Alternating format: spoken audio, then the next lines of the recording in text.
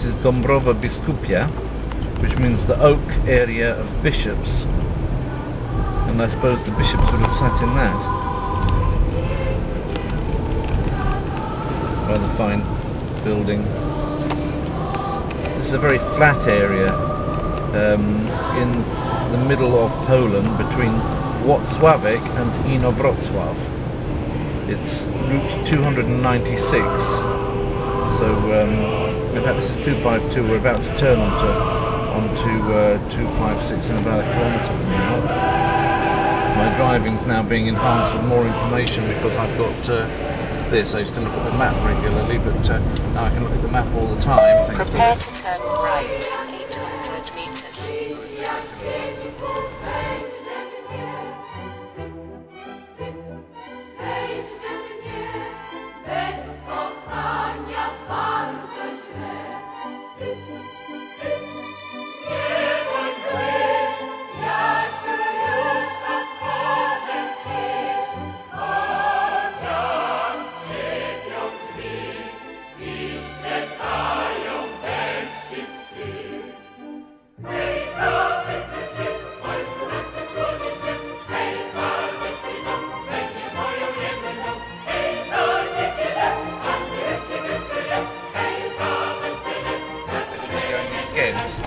Against what would make decent sense to do. It would make decent sense to carry on down there.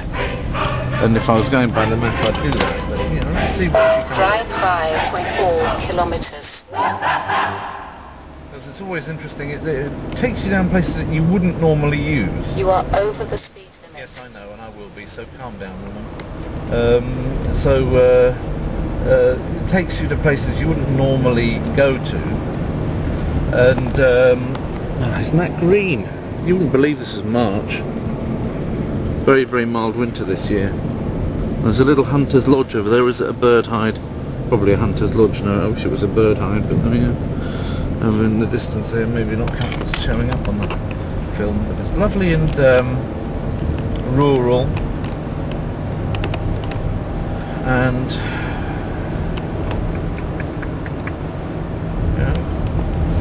I've got any ready comments about it, but just to see how it goes. I haven't prepared anything to say for this, but just you can see the natural beauty of that place. Natural beauty. Remember, you've got to say beauty, not beauty. And there's some birch trees. The subject of many songs in the Slavonic nations. Some more there. It seems that the Slavs, various points of their history, have not been able to look at a birch tree standing in a field without singing a song to it, and so you get a lot of birch trees related songs. In fact, in the old days in Russia, when there was no hard currency shops, well, there were hard currency shops, when the ruble was not exchangeable, etc., etc., and when things were all supposed to be done according to a centrally planned economy, they used to want as many exchanges as they could get, but they had a phony rate, and they had these shops that used to, you know, if you wanted to spend money in foreign exchange shops, and you could get goods you couldn't get anywhere else, and they were all after sort of getting as much foreign money as they could. And these shops are called Birioska in Russian, which is the birch tree, of course. So it's the old leitmotif from poetry and song taken into the next dimension. In Polish the word is brzoza, and in fact birch is related to Birioska, brzoza, and also the word Birke in German, and the word for a birch is common across a number of languages in Indo-European, which is one of the reasons why, you know, that you could use the naturally occurring range of the birch tree as a botanical clue to the European homeland. That's what some linguists have posited in the past, and there's a lot of interesting theories like that you're supposed to know if you study linguistics or philology, but which you can take with more or less grains of salt, depending on how you feel about it. Now, this dog doesn't have any sense of danger, impending. Oh, it does maybe. Look. Hello. Nice big ears. Okay. He got out of the way, but it was rather at the last minute. I don't know whether that dog's going to make it to his ripe old age at that rate. It's quite interesting the way that this sat-nav thing has actually taken me. It's taken me around a completely different route to the one that you'd pick if you're going to go by the map. And yet, I can't say anything specifically wrong with this. I'm going in the direction I'm supposed to be going in, hopefully. I mean, the route still does point towards my destination on that thing. And let's see how it goes. I mean, I've never been down the road before, and that's already a plus. Because as far as Poland's concerned, I've been up and down just about any road in it many times. So if something new comes up, I'm always happy. You never know what's around the corner in this country, especially if you know how to look. People who don't know how to look, mainly because they grew up in it and they're just used to it, they don't see these things. Sometimes it takes a foreigner to come to your country and look at it through their eyes, and things start to be brought out which, you know, you wouldn't actually see yourself. I mean, like for example, the architecture of the way those windows are, that's actually quite interesting. The way that they've actually divided the window up into those 7 parts like that, in that particular pattern. Well, that was actually quite interesting, yeah. And probably most people from this village have never given it a second thought. They've seen it every day and never, if they have thought of it, it's only been subconscious. That's what observation's all about. It's taking yourself out of a situation. Prepare to continue straight in 300 meters. And then putting yourself back in again. 1897 is the date of that big barn here. Probably it was out in the country when it was built. Now it's in the town. Lovely green again. Continue straight in 100 meters. Now it's pointing at Inowrocław, which was the place I thought I was going to, but again it's taking us over a very minor road. Tractor factor. Instead of having the fear factor, they should have tractor factor. Take 6 contestants, 3 boys and 3 men. 3 boys and 3 girls rather. Some of the ones you get there are sometimes, you know, I think I got it right the first time. Basically put them on a farm for a few days and see who comes out at the end of it alive, and they win 50,000 turnips. That would be an interesting thing. Tractor factor. If anybody decides to do it, I get a small royalty, okay? Now, we're coming to spring, okay, and I just thought I'd give it a seasonal note. If anybody's thinking about getting a live Christmas tree, okay, you might say, what's he talking about Christmas in spring for? But if anybody wants to sort of get away from this cycle of having to buy cut ones every year and, you know, remove these things from the forest, although of course they're farmed anyway, so it's not as big an ecological deal as you might think if you do take a cut tree. But it's a bit of a nightmare. You've got the falling leaves, and you've got the question of how to deal with it afterwards. And so if instead of that you want to have a live tree that you can sort of like even have outside your house and stick the outside lights on it, then sometimes people get this idea just before Christmas, and of course it's not a good time to be moving a tree. That's the first thing. And secondly, of course, the price is right up, isn't it? So the time to buy your live Christmas tree, your spruce or your whatever it is you want to have, is right now, because this is a good time for planting. Okay, March. Left in 800 meters. And take it I'm talking to people in the Northern Hemisphere. Okay, if you're like my subscriber Lord Moggy from the Southern Hemisphere, it might be different for you. I'm not going to claim any knowledge about their botany. But basically, if you want to have a live Christmas tree outside your house, the time to buy is now. Not only is the price right down because it's nowhere near Christmas and people aren't all rushing at once to get them, but its chances of survival are a lot higher as well, because you've got it acclimatized in its position all through the summer, and then you start hanging baubles on it at the end of the year. It's already got itself established, so its chances of actually surviving the ordeal are quite a lot higher if you get it now and plant it now. Prepare to bear right in 370 meters. Okay. Right. So that's all I was going to say on that. Still going towards Inowrocław. Inowrocław sort of synonymous with innovation. We'll see when we get there. Okay. Nice coloured bricks on that, I thought. Anyway. I don't know if you can see it in the distance there behind those sort of trees without any leaves on, but we're driving into Inowrocław. We've got the last couple of kilometres of this road. This place here is called Jatsewo, which is just a suburb of Inowrocław. Inowrocław's appearing on my this sort of built-up area in orange on my map there. We're about to get into that area. So these are the first buildings you would say of Inowrocław. Although I haven't seen the sign yet that shows Inowrocław has been actually achieved, so I take it that it's still this Jatsewo place that we're driving through.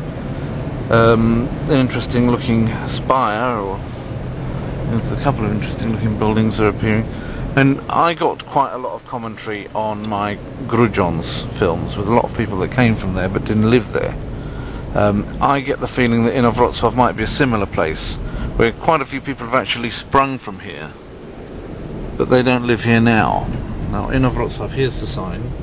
Okay, Inowrocław sign. So from now on we're in the official part of Inowrocław. When I say Inowrocław is all about innovation, I'm sort of like only making a pun, you understand, because there's not an awful lot innovative about this place, other than the fact that it sounds at the beginning like I'm going to say innovation when I say Inowrocław. Ino. Oh, that's interesting. It's a little bit of gypsy architecture with those turrets, and I'm not being facetious. That is actually how gypsy people build their houses. Prepare to turn right in 800 meters. Okay. They have these sort of fancy turrets and things, and it's kind of like a symbol, so that other gypsies, even who don't know that they're there, if they're passing, they see this, they know that they'll get a warm welcome. And they turn up and they say, hey, I'm a gypsy too, possibly in the Roma language, and they will welcome each other because that's their code of ethics. Yeah, they don't seem to have a great deal of respect for the rest of society, but they cling to each other like limpets. So prepare to turn right in 300 they're always meters. They're showing to each other secret symbols and what have you. And I suppose that these little tricks of the trade are one of the ways in which they've survived for a long period of time. Some of them, the original Roma, are rather an ancient people and deserve a degree of respect, even though it sometimes seems that they're not giving a great deal. There's, on the other hand, you've got an awful lot of like camp followers of their way of life, which is people who are not really, you know, original gypsy people at all, as far as you can make out. They're just sort of societal dropouts. In 410 and I don't have an awful lot of time for them, and at the same time I don't have an awful lot of time for Roma either, because of having been personally stolen from by them on more than one occasion. And you know, it's difficult to maintain a tolerant viewpoint of somebody that obviously regards you as you know, prey for themselves in a sense. So you know, it's look at that, some very nice architecture over there. So you know, in 100 meters turn left, then keep right. There we are. There's some nice architecture. Now that church there does have a very go on then, you cross. Oh, there's a lady with a mohair beret. That's what that purple beret that this lady's wearing is made from mohair, and that means that's the uniform of the ultra-Catholic right. So she's probably a voter for Mr. No, what's his name? It's gone straight clean out of my head. And he was Minister of Education last year. Gertich. Yeah, she probably thinks that Gertich is a mighty fine politician. Go on. There's another one with the mohair beret on her head. There it is. That's their uniform. that says, "I'm an ultra-conservative Catholic." Prepare to enter roundabout in 510 meters. There's John Paul II. And look at that. That's really quite a nice looking building, isn't it?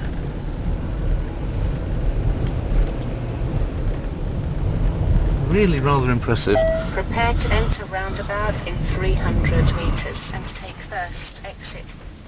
What you'll always notice is that close to centres of Roman Catholicism, you always get McDonald's. For example, the first one in Poland was built just a very, very short distance away from the one of the most important shrines in Roman Catholicism, which is the Black Madonna. And that's where they placed their first actually the first was in Warsaw, but the first one outside Warsaw, was, there's no roundabout, Philippa, I think you've got it wrong. The first one outside Warsaw, McDonald's, and here they are, yeah, was actually in Częstochowa, very, very close to the famous Black Madonna shrine. And everywhere else, in any city you go to, whenever you find an important shrine or important thing like that, McDonald's is always nearby. And I've heard it said that the M, the golden arches of McDonald's, actually refer to Mary. And the reason why people have that idea is that enter roundabout, take first exit. Is that when the Pope came in his visit to Poland, I'm talking about Pope John Paul II, not Benedict XVI or whatever he's called,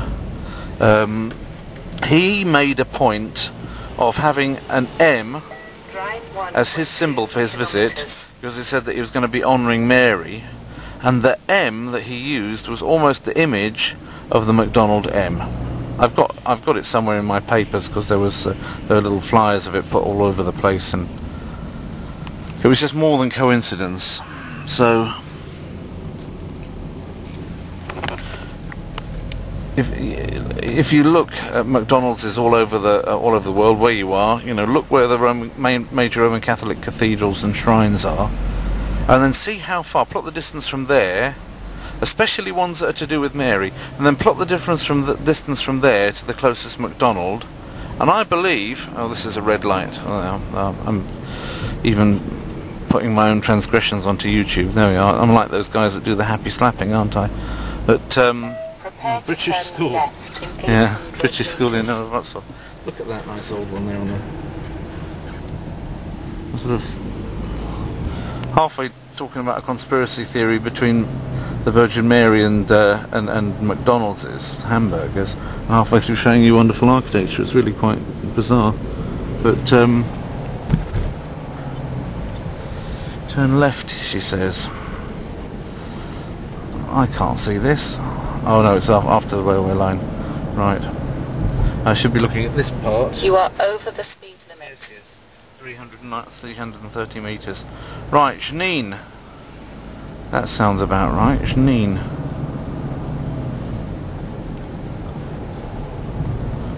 Got a friend in Janine. Take next left in 100 metres. Also got a client in Janine. I'm not going to either today. Going through it. I'm going on to somewhere further away. But there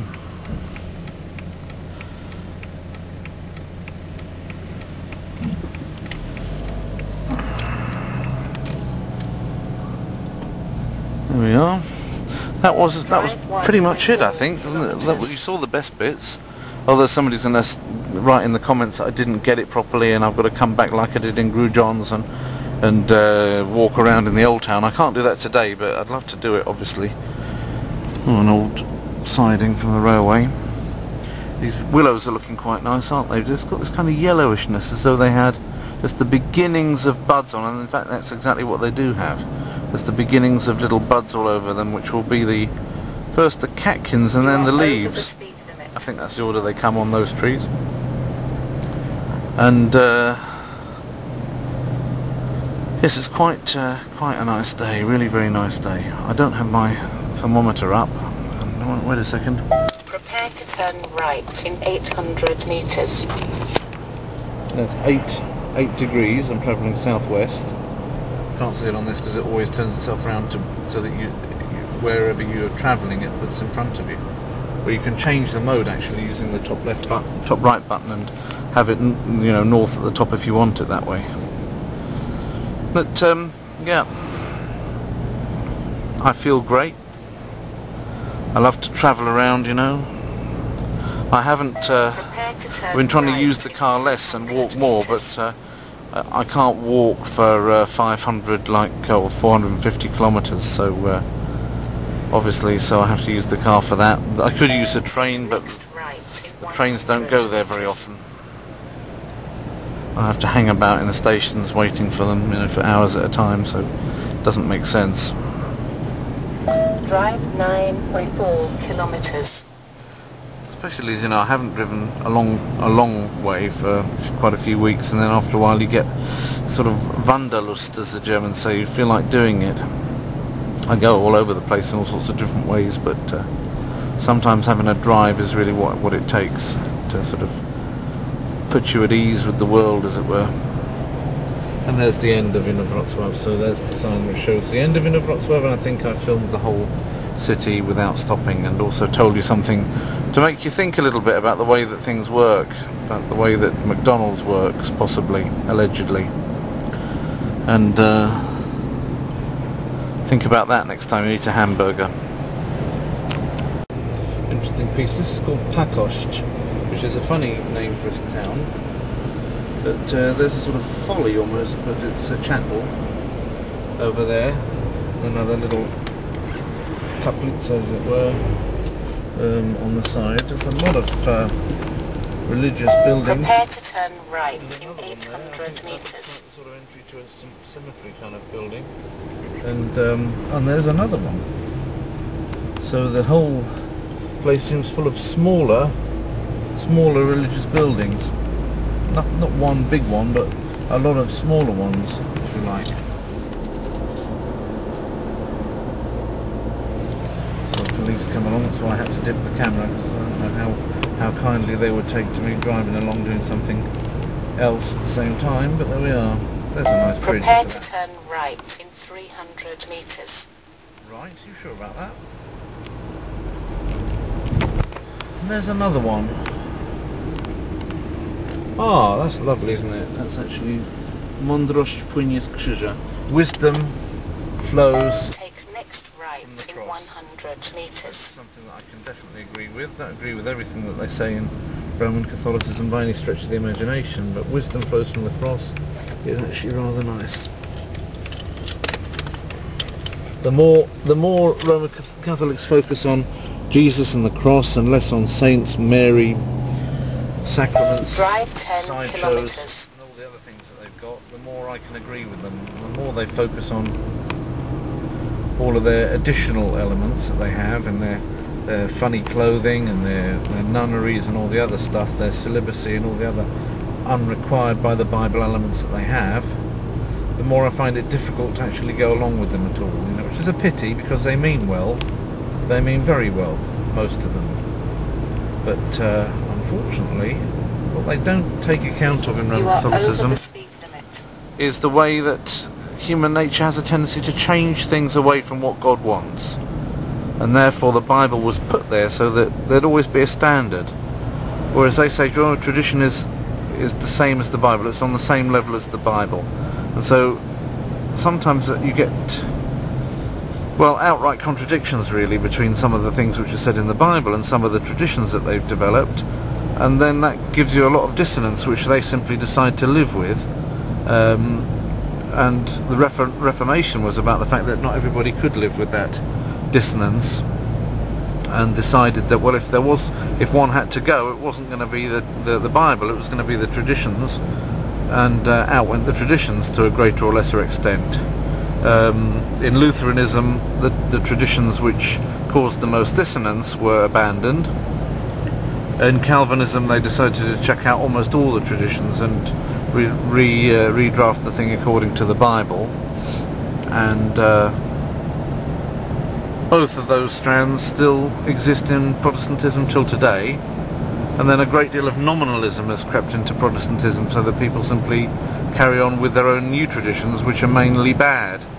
So in a sense, I'm not putting up Protestantism as a whole against Roman Catholicism, because there's certain things going on in Protestantism which would, you know, make Luther and Calvin's toes curl, and which, you know, you can't be surprised if a lot of people in the Anglican Church, for example, decide to leave it and go to Roman Catholicism, when you see a lot of the things going on in certain parts of so-called Protestantism, or what Protestantism has become today. But I'm talking about what the reasons for the Reformation were, and what the reasons are that even till today a lot of people are independent Protestants and aren't all that interested in unity with Roman Catholicism.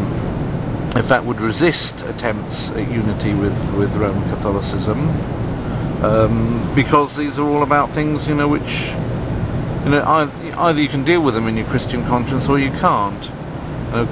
Catholics say, you know, well, the church is our mother, the church is very important, and no doubt the church is important. The church deserves our loyalty. Well, yes, it does. But first of all, God deserves loyalty. And the church is us. Okay, the church is us. It's not buildings and organisational structures containing people in it which are higher than us. Yeah, it says call no man father, and it offers everybody direct access to God via Jesus Christ. It doesn't talk about other mediation in the Bible, and so I really used almost all of this memory card. There we are. When I get talking, it just doesn't stop. So there we go. I can't say everything I want to say, but I'll take it up another time. In any event, that's just something we've got into Roman Catholicism a bit today. Okay, managed to see I've got about another minute in there, just to look at this scrubland that there is over here, Pomeranian, over the Notech River. I love that scenery. Bit of a lake in the background, there's a little farmstead. You can see the low-lying trees, the sort of marshiness. You can see the little white crests of waves. Well, you can't probably see it from this distance, the tiny little white crests of waves as the wind whips up the lake there. It's a lovely, lovely place. And people who live here, well, unfortunate in some respects, because they don't have access to a lot of things that we have, because it's quite remote, but they're lucky in other ways. Look at the size of that. It's quite a large, it's not even named, but it's quite a large lake, and hopefully you can see the waves rushing to shore there, almost like you're looking at the seaside. And all it is a lake maybe 5 kilometers long and 3 kilometers wide, and it's got waves on it coming in like a little surf coming.